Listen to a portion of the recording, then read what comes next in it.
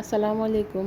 ঈদের আনন্দটাই হচ্ছে এটার মাঝে। এটা না হলে কিন্তু পরিপূর্ণতা আসে না ঈদের।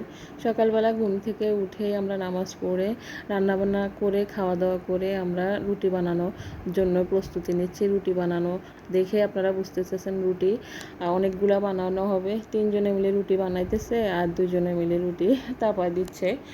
রুটি অনেক অনেক মানুষই খাবে। আসলে প্রত্যেক বছরে এরকমই হয় আমার শ্বশুরবাড়িতে। এটা না হলে কিন্তু ভালো লাগে না, ওদের চোখে ধরে না। তারপরে মাংসগুলা দিয়ে দিছে রান্নার জন্য।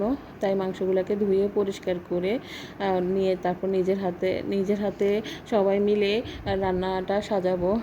এই সাজানো থেকে কিন্তু রান্নার মজাটা আসল বের হয়ে আসে। এটার মধ্যে কালারটা বোঝা যায় যে আসলে কালারটা কীরকম হবে, রান্নার স্বাদ কীরকম হবে। রান্নাটা কষানোর জন্য চুলায় দিয়ে দিব আমরা। লাকড়ি চুলার রান্নাটা এমনিতেই মজা। দেখুন কালারটা অনেক সুন্দর আসছে, কষানো প্রায় হয়ে আসছে। এক কষানির মাংস অনেকে খায়, আমার অনেক পছন্দের। আমি অনেক বার খাইছি, বলতে ২-১ বার খাইছি, আজকেও ট্রাই করছি, ভালোই লাগছে খেতে। দেখুন রান্নাটাও হয়ে আসছে, কালারটা অনেক সুন্দর আসছে। সবাই মিলে খেতে বসবে, খুশবুও বসবে সবার সাথে। দেখুন অনেক মজা করতেছে খুশবু। আজকে